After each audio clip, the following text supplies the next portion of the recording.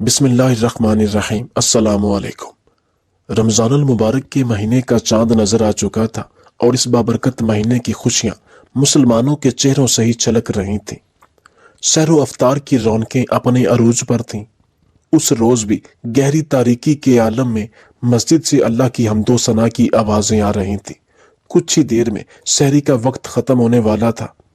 اس گہری تاریکی میں ایک انسان اپنے ذاتی آرام و سکون کو پس پردہ کرتے ہوئے گلیوں میں دبے قدموں چلتا اپنی رعایا کے مختلف گھروں کا جائزہ لے رہا تھا۔ یہ شخص سلطان صلاح الدین ایوبی رحمۃ اللہ علیہ تھے، جو رات کے وقت بھیس بدل کر رعایا کا حال دریافت کر رہے تھے کہ مسلمان کس طرح اس مہینے کا استقبال کر رہے ہیں۔ یہ سلطان کا روز کا معمول تھا اور اس معمول میں رمضان المبارک کی وجہ سے بھی کوئی خلل نہیں آیا تھا۔ سلطان صلاح الدین ایوبی اپنے معمول کے مطابق گلیوں میں چلتے جا رہے تھے۔ سلطان رمضان المبارک میں اپنی رعایا کے لوگوں کا حال جاننے میں اس قدر مگن ہوئے کہ انہیں خود کی سحری کھانے کا خیال ہی نہ رہا، اور وہ محل سے کافی دور نکل گئے تھے کہ اچانک مسجد سے آواز آئی کہ سحری کا وقت ختم ہونے والا ہے اور تھوڑی ہی دیر میں آذان ہوگی۔ جس کسی نے روزہ رکھنا ہے وہ جلدی اپنا کھانا پینا ختم کر لے۔ یہ جملے جب سلطان کے کانوں میں پڑے تو آپ تھوڑے سے پریشان ہو گئے کہ روزہ بھی رکھنا ہے اور میرے پاس کھانے کو بھی کچھ نہیں ہے، اور یہاں سے محل واپس لوٹتے سحری کا وقت ختم ہو جائے گا۔ آپ کے ذہن میں جب اور کوئی بات نہ آئی تو آپ نے ایک فقیر کا روپ دھار لیا اور ایک گھر کے باہر صدا لگائی کہ فقیر ہوں، اللہ کے نام پر روٹی دے دو، میں نے روزہ رکھنا ہے۔ تو ایک بوڑھی عورت نے سلطان کو جب روٹی دی تو سلطان زارو قطار رونا شروع ہو گئے، کیونکہ وہ روٹی بالکل سوکھی اور نہ جانے کتنے دنوں کی تھی، جس میں سے عجیب سی مہک آ رہی تھی۔ لیکن سلطان کے دل میں خیال آیا کہ یہ بوڑھی عورت نہ جانے کب سے اس طرح کی روٹیاں کھا رہی ہے اور مجھے اس کی خبر تک نہیں۔ میری یہ سزا بنتی ہے کہ میں بھی ابھی اسی روٹی کو کھاؤں۔ سلطان نے اسی روٹی کو کھایا اور اپنی سحری مکمل کر لی۔ سحری کھانے کے بعد سلطان نے دوبارہ اس بوڑھی عورت کو بلایا اور پوچھنے لگے کہ آپ کا کوئی بیٹا یا شوہر کمانے والا نہیں ہے کیا؟ تو اس بوڑھی عورت نے کہا کہ نہیں بیٹا، میں اکیلی اس گھر میں رہتی ہوں اور مٹی کے برتن بناتی ہوں، لیکن میری صحت بہت کمزور ہے، وہ میں ہر روز نہیں بنا سکتی، ہفتے میں صرف ایک دفعہ ہی بناتی ہوں اور انہیں بیچ کر بڑی مشکل سے اپنا گزارا کرتی ہوں۔ اچانک سلطان کی نظر پڑی کہ یہ بوڑھی عورت بھی بالکل سلطان کے جیسے ہی خشک روٹی کھا رہی تھی۔ سلطان اپنی آنکھوں میں آنسو لیے اس بوڑھی عورت کو خدا حافظ کہہ کر چلے گئے، لیکن سلطان کے دماغ میں یہ تھا کہ صبح اس بوڑھی عورت کے گھر راشن بھجواؤں گا۔ اتنا بڑا سلطان اور یہ معمولی سی سحری، لیکن یہ سلطان صلاح الدین ایوبی رحمۃ اللہ علیہ تھے، کوئی عام انسان نہیں۔ ابھی سلطان صلاح الدین ایوبی رحمۃ اللہ علیہ کو روزہ رکھے چند ہی لمحات گزرے تھے کہ اچانک انہیں اس گلی کی نکڑ پر موجود ایک گھر سے ایک عورت اور بچوں کی آواز آئی۔ سلطان نے اس آواز کا پیچھا کیا اور اس گھر کی دہلیز تک جا پہنچے۔ گھر کے اندر سے چھوٹے بچوں اور ایک جوان عورت کی رونے کی آوازیں آ رہی تھیں۔ سلطان نے سمجھا کہ ہو سکتا ہے کہ گھر میں کھانے پینے کو کچھ نہ ہو، جس کی وجہ سے اس کے چھوٹے بچے بھوک کی حالت میں رو رہے ہیں، لیکن سلطان نے بغور جب مکان کی ظاہری حالت دیکھی تو انہیں اپنا خیال بدلنا پڑا۔ مکان باہر سے کسی اچھے امیر آدمی کا محسوس ہوتا تھا۔ سلطان نے فیصلہ کیا کہ رات کے اس پہر ایک جوان عورت کے گھر میں دستک دینا مناسب نہیں، وہ بھی اس صورت میں جب کہ وہ اور اس کے بچے اکیلے اور پریشان ہیں۔ ابھی یہ سوچ ہی رہے تھے کہ مسجد سے فجر کی اذان بلند ہونا شروع ہو گئی۔ سلطان نے سوچا کہ نماز ادا کرنے کے بعد سورج کی کرنیں نکلیں گی، تب اس معاملے پر بات کرنا زیادہ مناسب ہے۔ سلطان جلد مسجد کی جانب روانہ ہو گئے، لیکن ان کے ذہن میں عورت اور بچوں کے رونے کی آوازیں مسلسل شور مچا رہی تھیں۔ جیسے ہی صبح کا اجالا نمودار ہوا تو سلطان نے بجائے اس عورت کو دربار میں بلانے کے خود ہی اپنے ساتھ کچھ سپاہیوں کو لیا اور اس عورت کے گھر کی جانب روانہ ہو گئے، جبکہ سلطان نے اپنے کندھوں پر راشن کی ایک بوری اٹھا رکھی تھی۔ سپاہیوں نے سلطان سے گزارش کی کہ آپ یہ راشن ہمیں دے دیں۔ سلطان نے کہا کہ نہیں، تم چپ چاپ میرے ساتھ چلو۔ سلطان جاننا چاہتے تھے کہ آخر رات کے انتہائی آخری پہر میں وہ عورت چھوٹے چھوٹے بچوں کو جگا کیوں رہی تھی۔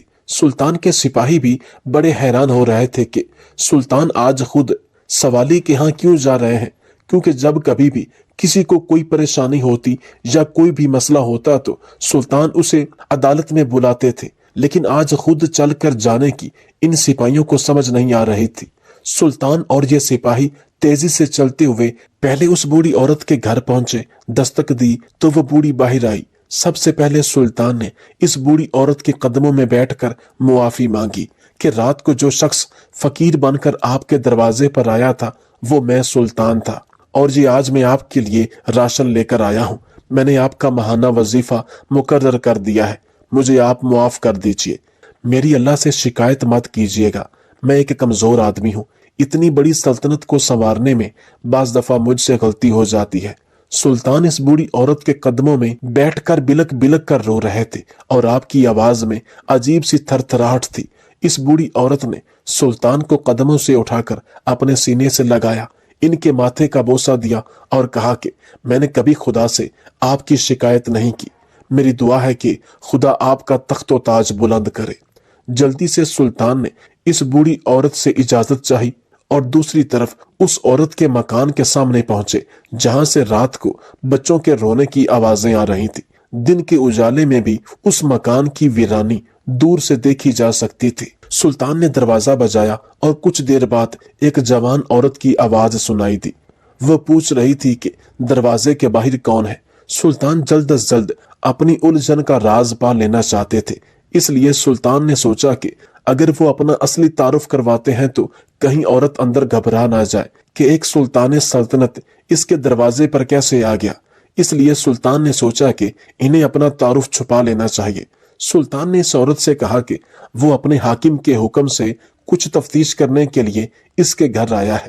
سلطان نے عورت کو کہا کہ وہ پردہ کرے اور دروازہ کھول کر سائڈ پر ہو جائے۔ عورت نے جلدی سے خود کو چادر میں ڈھانپا اور دروازہ کھول کر خود دروازے کی اوٹ میں ہو گئی۔ سلطان صلاح الدین ایوبی اور ان کے 7 سپاہی گھر کے اندر داخل ہو گئے۔ جیسے ہی سلطان گھر کے اندر داخل ہوئے، ایک عجیب سی فضا نے ان کا استقبال کیا۔ سلطان چونک گئے، وہ اس فضا سے اچھے طریقے سے واقف تھے۔ وقت ضائع کیے بغیر سلطان نے عورت سے پوچھا کہ انہیں اطلاع ملی تھی کہ رات کے وقت وہ اور اس کے بچے گھر کے اندر رو رہے تھے، آخر اس کی کیا وجہ تھی؟ عورت نے جب یہ سنا تو وہ پھر سے رونے لگی، کہنے لگی کہ کچھ عرصہ پہلے ایک امیر آدمی نے اس سے شادی کی تھی، وہ کسی دوسرے ملک کی رہنے والی ہے۔ امیر آدمی اسے دھوکے سے اپنے ساتھ بیاہ کر اس جگہ پر لے آیا۔ شروع میں تو اس کا رویہ اس عورت کے ساتھ اچھا تھا، لیکن وقت گزرنے کے ساتھ ساتھ وہ امیر انسان گھر میں توجہ دینا اور وقت دینا بھول گیا۔ آج بھی اس انسان کو کئی روز گزر چکے تھے، وہ گھر نہیں آیا۔ گھر میں چھوٹے چھوٹے بچے موجود تھے جن کے پاس کھانے کے لیے کچھ نہیں تھا۔ یہی وجہ تھی کہ وہ رات کے پہر رو رہے تھے اور اپنے باپ کو یاد کر رہے تھے۔ جوان عورت نے یہ ساری بات سلطان کو بتائی تو سلطان کو افسوس ہوا کہ انہیں رات میں ہی کچھ کھانے کا بندوبست کر دینا چاہیے تھا۔ ابھی وہ یہ سوچ ہی رہے تھے کہ یکا یک انہیں اندرونی کمروں میں ایک عجیب چیز نظر آئی۔ سلطان گھر کی فضا میں پھیلی کسی چیز کو محسوس کر چکے تھے۔ اب گھر کے اندر اس چیز کی موجودگی سلطان کو حیران کرنے کے لیے کافی تھی۔ سلطان نے دیکھا کہ ان کے سپاہیوں نے اس بات کو نوٹ نہیں کیا کہ سلطان کیا دیکھ کر چونک گئے تھے۔ سلطان نے کہا کہ اگر وہ عورت مناسب سمجھے تو وہ اس کے گھر کے اندر تشریف لے جا کر دیکھنا چاہتے ہیں۔ عورت نے انہیں اجازت دے دی۔ سلطان اور اس کے سپاہی گھر کے اندرونی حصے کی جانب بڑھ گئے، اور جیسے ہی سلطان نے گھر کے اندرونی حصے میں قدم رکھا، سلطان کا شک یقین میں بدل گیا۔ سلطان نے وہاں پر جو کچھ دیکھا اس نے سلطان کا ذہن بدل کر رکھ دیا۔ کچھ دیر پہلے سلطان جس عورت کو مظلوم خیال کر رہے تھے، سلطان کو یکدم اس کی اصلیت پتہ چل گئی۔ دیوار کے اوپر اس چیز کو دیکھ کر سلطان کا بس نہیں چل رہا تھا کہ وہ کسی بھی طرح اس گھر سے باہر نکل جائے۔ ان کے اندر یکا یک آندیاں اور طوفان چلنے لگ گئے کہ آخر یہ عورت انہیں بے وقوف کیوں بنا رہی ہے۔ سلطان نے اس عورت کو دروازے کی اوٹ سے سامنے آنے کا حکم دیا اور اپنا چہرہ بھی اپنے عمامے سے ڈھانپ لیا۔ عورت دروازے کے پیچھے سے نکل کر سامنے آئی تو سلطان اسے دیکھتے ہی دیکھتے رہ گئے۔ سلطان نے اس عورت کو پہچان لیا تھا، آخر وہ اسے کیسے بھول سکتے تھے۔ سلطان صلاح الدین ایوبی رحمت اللہ علیہ کی زندگی کی سب سے بڑی غلطی یہ عورت ہی تو تھی۔ سلطان گمسم ہو کر کھڑے رہ چکے تھے، ان کے پاس کہنے کے لیے کوئی الفاظ نہیں بچے تھے۔ وہ خاموشی سے اس عورت کے گھر سے باہر نکل گئے اور سپاہیوں کو حکم دیا کہ اس عورت کے گھر کچھ کھانے پینے کی چیزیں پہنچا دی جائیں۔ سپاہی حیران تھے کہ آخرکار سلطان صلاح الدین ایوبی رحمت اللہ علیہ کو اچانک کیا ہو گیا ہے، کیونکہ سلطان مزید ایک لمحہ بھی رکے بغیر اپنے محل کی جانب روانہ ہو گئے۔ اس مکان سے دور ہو کر سلطان صلاح الدین ایوبی اپنے محل میں بے چینی سے ٹہل رہے تھے۔ آج سلطنت میں اس عورت کی موجودگی نے انہیں پریشان کر دیا تھا، اور یہ بات سپاہیوں نے بھی محسوس کی تھی۔ وہ پریشان کیوں نہ ہوتے، اس عورت کا ان کی زندگی میں ایک وقت میں گہرا عمل دخل رہا تھا۔ سلطان کو جب اپنا وہ وقت یاد آیا تو ایک عجیب سی لہر ان کے جسم کے اندر دوڑ گئی تھی۔ مکان کے اندر اس عورت اور دیوار پر ٹنگی اس چیز کی موجودگی نے سلطان کو ان کے ماضی میں دھکیل دیا تھا۔ کھڑکی سے باہر دیکھتے ہوئے سلطان خاموشی سے اپنی پچھلی زندگی کے بارے سوچتے چلے گئے۔ سلطان کو یاد آیا وہ اپنی حکمرانی کے شروعاتی دنوں میں تھے تو انہیں ایک ملک میں عیسائی بربریت کی اطلاع ملی تھی، جہاں عیسائی مسلمانوں پر ظلم و ستم کرتے تھے اور انہیں زور زبردستی سے اپنے مذہب میں شامل کر لیا کرتے تھے، جہاں مسلمانوں کو اپنے روزمرہ کی عبادات کرنے کی اجازت نہیں تھی۔ اگر کسی مسلمان کو نماز پڑھتے یا دیگر اسلام کے فرائض انجام دیتے ہوئے دیکھ لیتے تو اسے کڑی سزا دیتے۔ وہاں کا بادشاہ کوڑ کا مریض ہونے کے باوجود عیسائیت کے پرچار کے لیے ہر وقت مصروف رہتا۔ سلطان صلاح الدین ایوبی رحمت اللہ علیہ نے اس ملک پر حملہ کرنے کی ٹھانی اور ہر بار کی طرح اللہ تعالیٰ کی مدد سے فتح حاصل کرنے میں کامیاب ہو گئے، لیکن ان کی کامیابی عارضی ثابت ہوئی۔ ان کی ایک معمولی غلطی نے انہیں ایک بڑے نقصان سے دوچار کر دیا۔ جنگ کا اصول ہے کہ ہار جانے والے ملک کا سامان اور قیدی فتح حاصل کرنے والے ملک کی ملکیت ہوتے ہیں۔ چنانچہ اس عیسائی ملک کے محل کے بادشاہ اور اس کی ملکہ دونوں کو سلطان صلاح الدین ایوبی کی قید میں ڈال دیا گیا۔ عیسائی بادشاہ تو چند ہی دنوں میں وفات پا گیا، لیکن ملکہ بے حد شاطر تھی۔ اس نے صلاح الدین ایوبی کو پیغام بھجوایا کہ وہ ان سے ملنا چاہتی ہے۔ چنانچہ سلطان صلاح الدین ایوبی نے ملکہ کو اپنے دربار خاص میں بلا بھیجا۔ جس وقت یہ ملکہ سلطان کے محل میں پہنچی، وہ جانتی تھی کہ اسے اپنی چال کیسے چلنی ہے۔ وہ بیٹھے بٹھائے اس ملک کی ملکہ سے ایک قیدی بن گئی تھی، اور یہ بات اسے کسی طور پر بھی ہضم نہیں ہو رہی تھی۔ اس کی چال چلن اور طور طریقے خطرناک تھے۔ وہ حسن میں یکتا تھی اور طاقت کی کھیل سے بھی واقف تھی۔ یہی وجہ تھی اور اسے خود پر یقین تھا کہ اس ہاری ہوئی بازی کو وہ اپنے حق میں پلٹ سکتی ہے، بس اسے اپنی عورت ہونے کا فائدہ اٹھانا چاہیے۔ سلطان صلاح الدین ایوبی رحمت اللہ علیہ اپنے محل میں اس عورت کا انتظار صرف اس وجہ سے کر رہے تھے کیونکہ وہ ان کی قیدی تھی، اور سلطان کا وتیرہ تھا کہ وہ اپنے قیدیوں کے ساتھ اچھا سلوک کرتے تھے۔ سلطان یہ جانے بغیر اسے ملنے کا اندیا دے بیٹھے تھے کہ یہ ان کی زندگی کی سب سے بڑی غلطی ثابت ہونے والی ہے۔ عیسائی ملکہ جیمری سلطان کے سامنے پہنچی۔ سلطان نے جب اس کی خوبصورتی کو دیکھا تو حیران رہ گئے۔ اس ملکہ نے اپنے بال مردوں کی طرح کاٹ رکھے تھے۔ سلطان نے اسے پوچھا کہ آخر اس مردانہ وضاقتہ کی کیا وجہ ہے، حالانکہ تو اس قدر خوبصورت اور جواں سالہ عورت ہے۔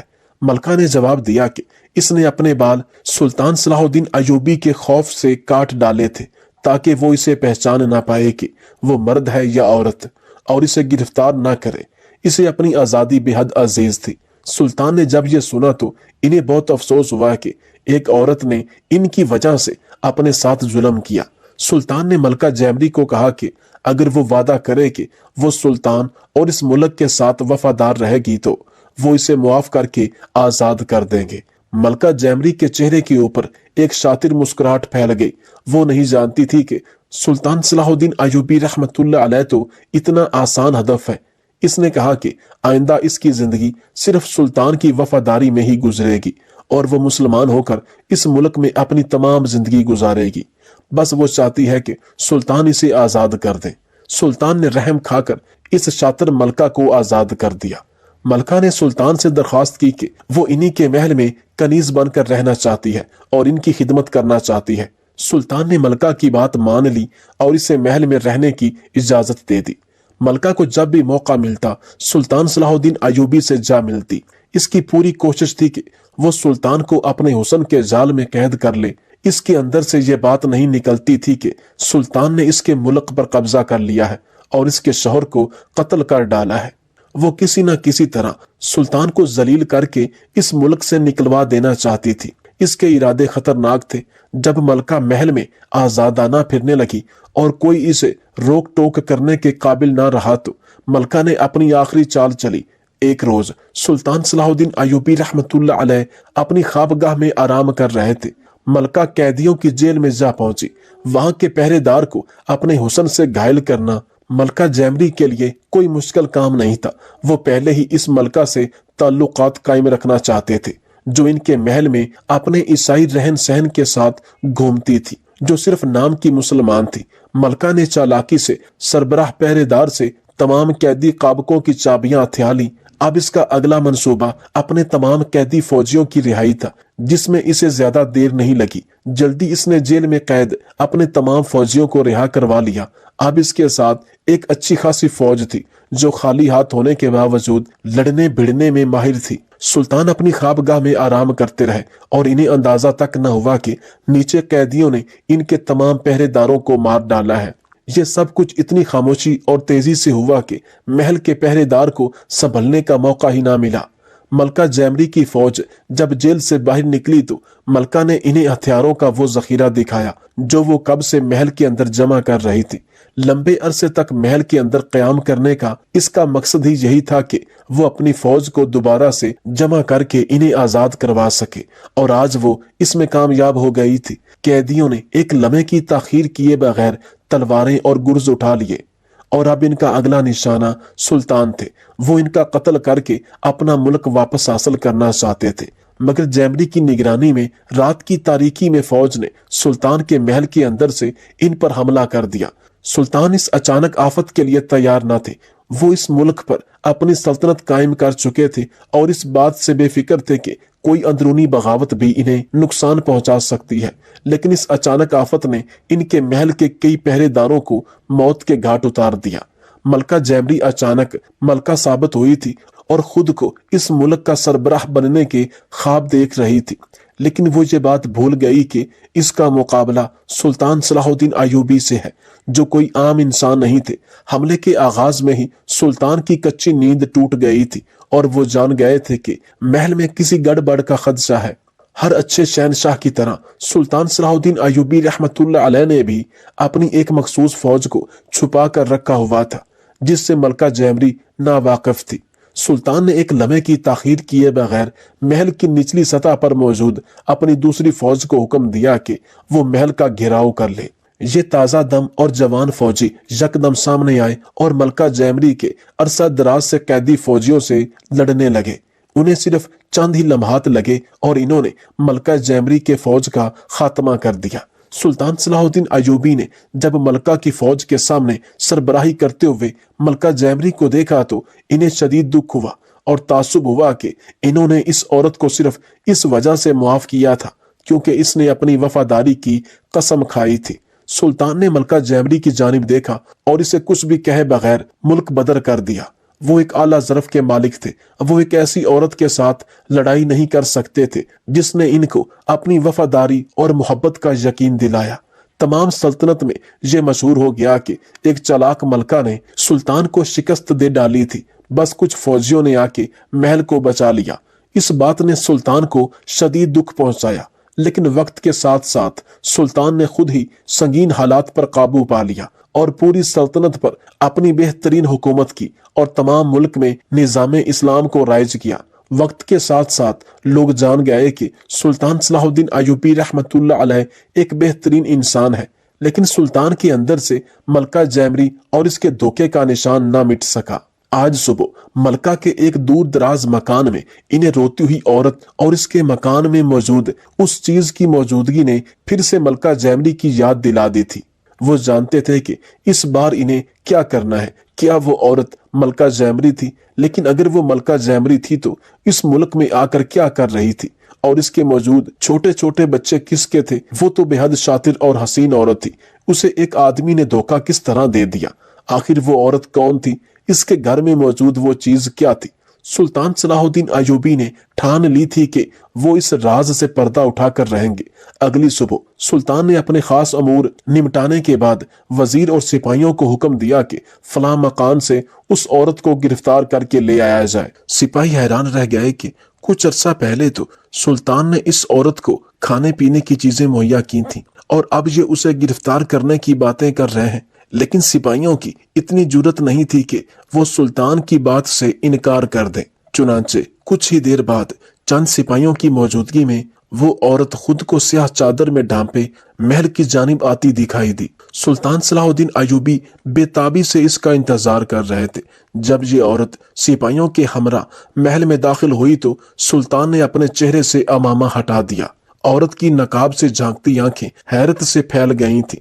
وہ یہ دیکھ کر حیران رہ گئی کہ وہی سلطان صلاح الدین ایوبی جس کو دھوکہ دے کر اس کے محل پر دوبارہ سے قبضہ کرنا چاہتی تھی، آج پھر سے اس کے سامنے کھڑا ہے۔ یہ چادر میں لپٹی ہوئی بے حال عورت وہی ملکہ جیمری تھی جس کے حسن اور ذہانت کے چرچے اس محل کی دیواروں میں آج بھی گونجا کرتے تھے، جس نے سلطان صلاح الدین ایوبی کو بس شکست دے ہی ڈالی تھی۔ وہی عورت آج برے حال میں سلطان صلاح الدین ایوبی کے سامنے کھڑی تھی۔ ملکہ جیمری نے جب سلطان کو اپنے سامنے کھڑا دیکھا تو اس کے قدم لڑکھڑا گئے۔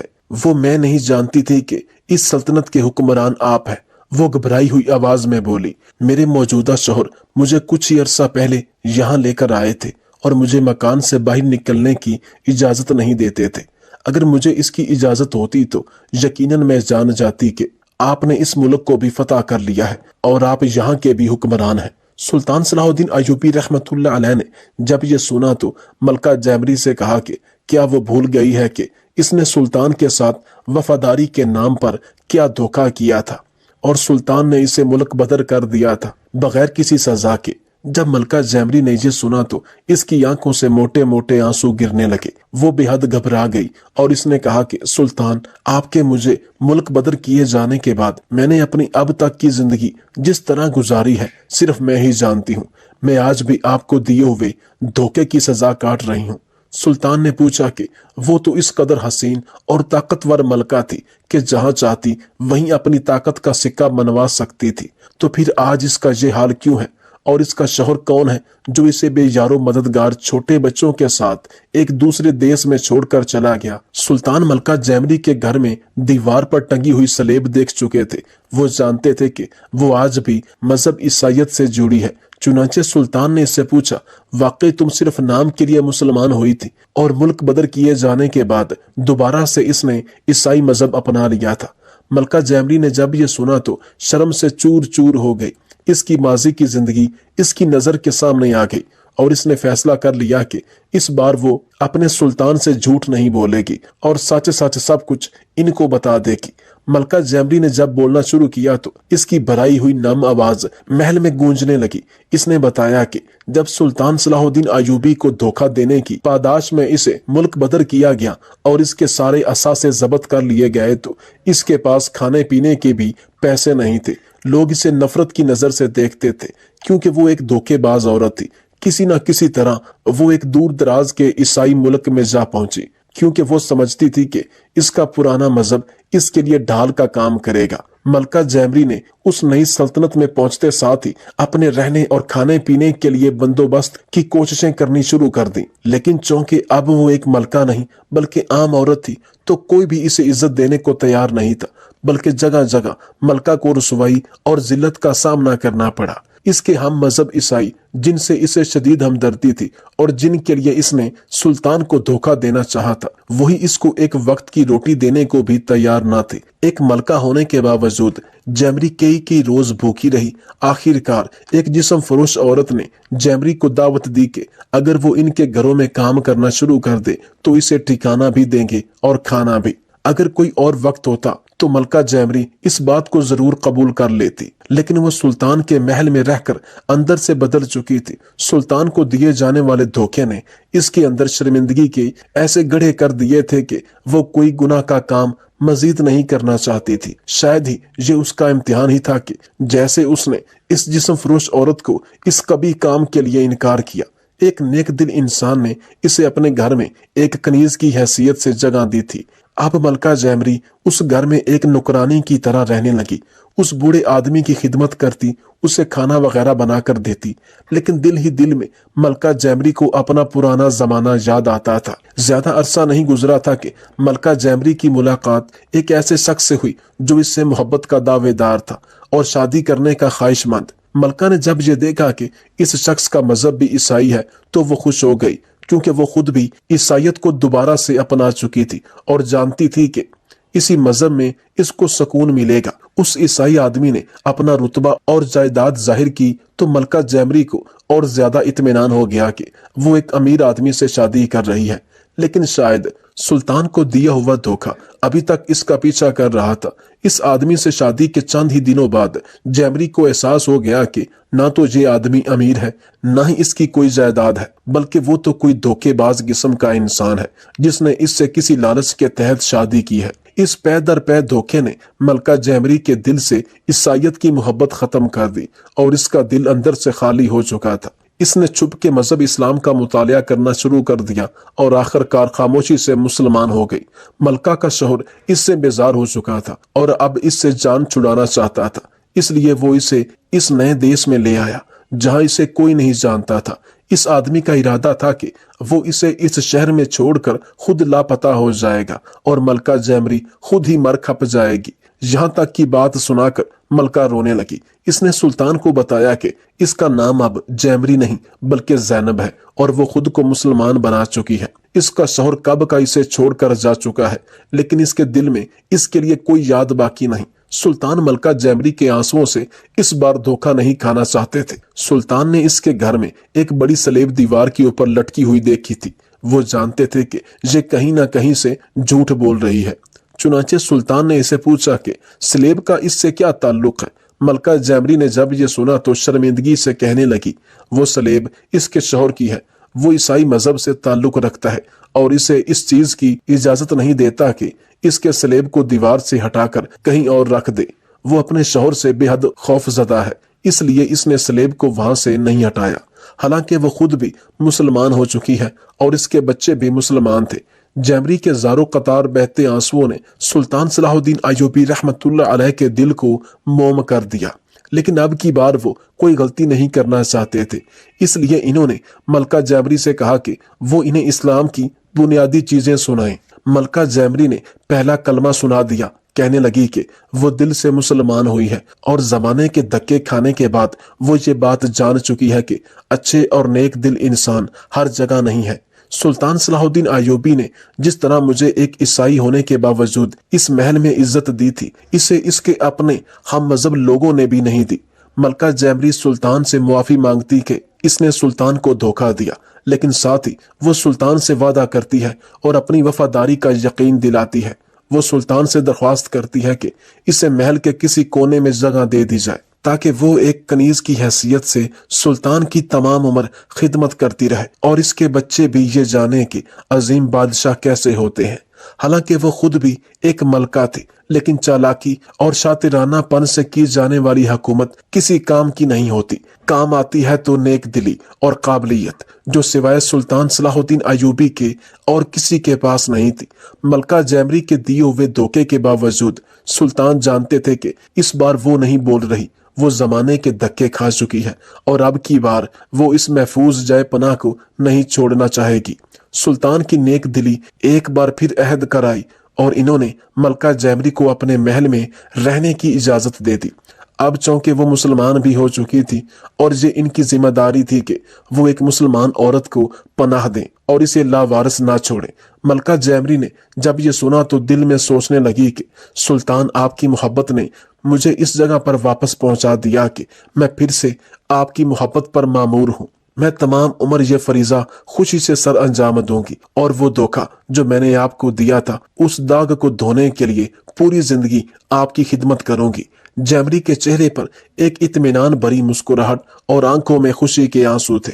وہ جانتی تھی کہ سلطان ایک عظیم انسان ہے اور انہوں نے اسے معاف کر دیا ہے، اور ایسا ہی تھا کیونکہ سلطان صلاح الدین ایوبی نے ملکہ جیمری کو اس کے جرم کے لیے معاف کر دیا تھا، اور اب اسے ایک مسلمان عورت جس کا نام زینب تھا، اسے مسلمان ہونے کی وجہ سے اپنے محل میں جگہ دے دی۔